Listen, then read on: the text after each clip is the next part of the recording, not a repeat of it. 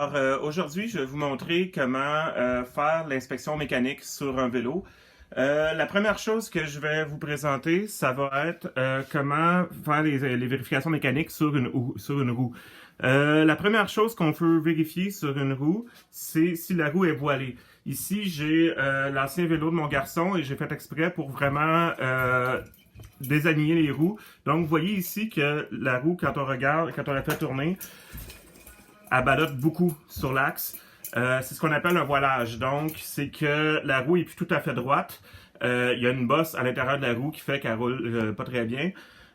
C'est quelque chose qu'il faut faire arranger dans une boutique de vélo parce que c'est des ajustements qui sont assez délicats. Ça prend beaucoup d'expérience pour réussir à régler ce problème-là. Et aussi, c'est que c'est facile d'empirer les choses si on se lance à essayer d'arranger ça sans trop savoir qu'est-ce qu'on fait.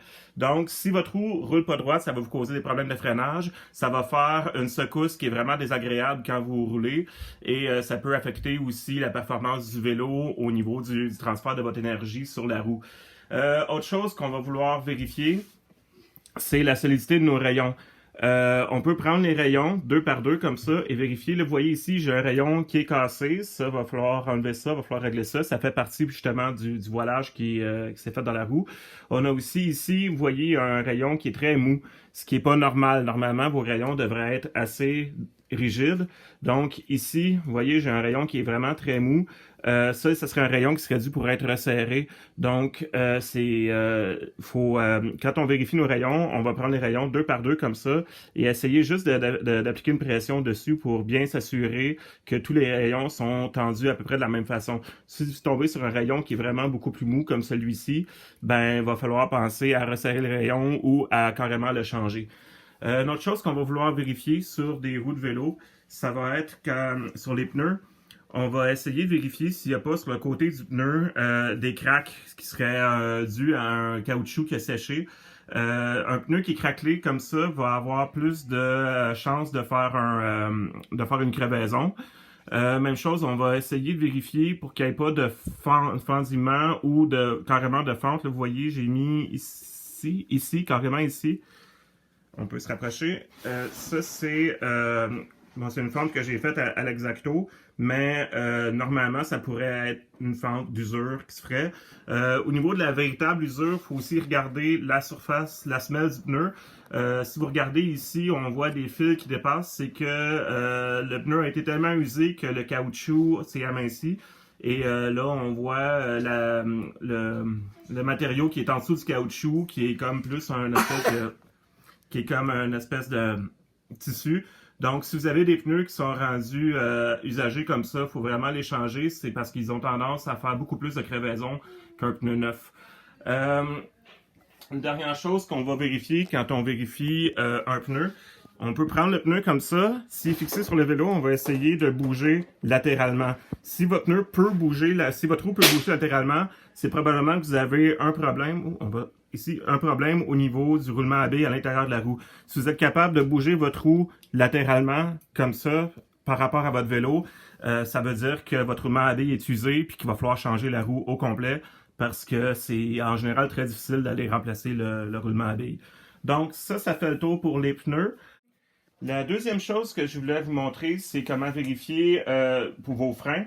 Donc, commencez par vérifier vos câbles. Si vous voyez ici, rapproche-toi ma grande, beaucoup. Bon, si vous voyez ici, vous voyez le câble a été pincé. Un peu plus loin, même carrément, on voit plus haut. Bon. On voit ici que le câble a été pincé aussi et que le caoutchouc est endommagé. Une dernière chose, un autre indice aussi d'un câble qui est très usé, c'est quand on commence à être effiloché comme ça au bout du câble. Ça, c'est un indice pour un câble qui est dû pour être changé. Vérifiez pour les traces de rouille sur vos câbles. Donc, par exemple, on va regarder, voyez-vous, le câble ici, il y avait un bruit de frottement qui était assez intense quand on pesait sur la manette de frein. Et quand j'ai retiré la gaine du câble, on voit très bien ici qu'il y a de la rouille sur le câble, ici aussi. Donc, un câble qui est rouillé en général va avoir beaucoup de difficulté à passer à l'intérieur de la gaine. Donc, ça va être un indice qu'il va falloir changer le câble comme tel. Une autre chose aussi qu'il faut vérifier, c'est vos patins de frein. Donc, si vos patins sont un peu comme celui-ci, vous voyez, il est très usé, utilisé en biseau, on voit presque plus les rainures à l'intérieur. Ça, c'est un patin de frein qui a vraiment qui est vraiment arrivé au bout de sa vie utile. Donc, va falloir remplacer ces patins-là. Il y a d'habitude sur des patins de frein neufs une ligne qui va indiquer jusqu'à quel point on peut l'user. Ça va être marqué wear line. Donc, il faut vraiment faire attention pour pas user les patins plus que ça, sinon ça fait vraiment un mauvais freinage. Donc, pour la troisième partie de mon vidéo sur la mécanique de vélo, sur comment évaluer si les pièces de votre vélo sont encore bonnes ou non, je vais vous parler de toute la transmission du vélo. Par transmission, je sous-entends ici les pédales, le pédalier, les plateaux ici en avant, la chaîne et le dérailleur arrière, ainsi que la cassette ici en arrière. On va commencer par les pédales. Donc, les pédales, il n'y a pas nécessairement grand-chose à faire. Il faut vérifier s'il n'y a pas quelque chose, s'il n'y a pas du jeu quand on bouge les pédales, si les pédales tournent facilement. Ça se peut des fois que ça ait besoin d'un peu d'huile. Parce que, bon, les pédales, c'est pas nécessairement quelque chose qu'on change beaucoup. Au niveau du pédalier, il y a à l'intérieur du pédalier un roulement à billes qui est assez important. Et la façon de le vérifier, en fait, c'est qu'il faut prendre le pédalier comme ça et essayer de le faire bouger latéralement sur notre vélo. Si ça bouge pas ou vraiment très peu, ça veut dire que notre roulement à l'intérieur va bien. Par contre, si on sent qu'il y a du jeu à l'intérieur quand on bouge comme ça, ça veut en généralement dire que notre roulement à billes est très usé. Ça, c'est un travail pour les magasins de vélo. Donc, parce que c'est vraiment difficile d'aller changer cette pièce-là.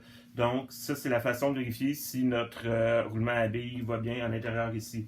Une autre chose qu'il faut vérifier, il faut bien sûr s'assurer que les chaînes puissent passer facilement d'un engrenage à l'autre sur la cassette. Et même chose ici en avant. Donc, la façon facile, c'est on peut faire tourner. Vas-y, passe-moi. On peut faire tourner notre pédalier comme ça et faire bouger notre dérailleur à la main comme ça pour être sûr que notre dérailleur fonctionne bien. Donc, juste comme ça, on peut s'assurer, même si notre ajustement n'est pas bon, que notre chaîne ne va pas débarquer du côté de la roue quand on va vers la plus grosse engrenage et la même chose quand on passe au plus petit engrenage qui va arrêter avant de tomber entre la cassette et le cadre du vélo. Donc ça, c'est une façon d'évaluer notre dérailleur. Si on veut évaluer la chaîne comme telle, la chaîne, c'est quelque chose qu'on va changer quand même assez souvent, environ aux 2000 km. 2000 km pour quelqu'un qui fait environ 5 km par jour, ça va être, disons, 3 ans. Donc, ce qui va se passer quand une chaîne s'use, c'est que les maillons ici vont finir par s'amincir. Comme chaque maillon s'amincit, ça fait que la chaîne au complet semble s'étirer. Donc, pour évaluer si notre chaîne s'étire ou non, on va prendre une règle comme ça du côté impérial. On va mettre le 0 devant un maillon et aller vérifier d'un côté de la règle au niveau du 12 pouces. Normalement, si vous arrivez au même point sur le maillon, c'est que votre chaîne est bonne. Si votre maillon arrive un petit peu plus loin que votre ligne de 12 pouces, si ça arrive à 1/16e de pouce, c'est qu'il est temps de changer votre chaîne, comme dans mon cas ici. Si ça arrive à 1/8e de pouce, ça veut dire que votre chaîne est tellement usée qu'elle va avoir probablement usé aussi les plateaux ici et la cassette en arrière.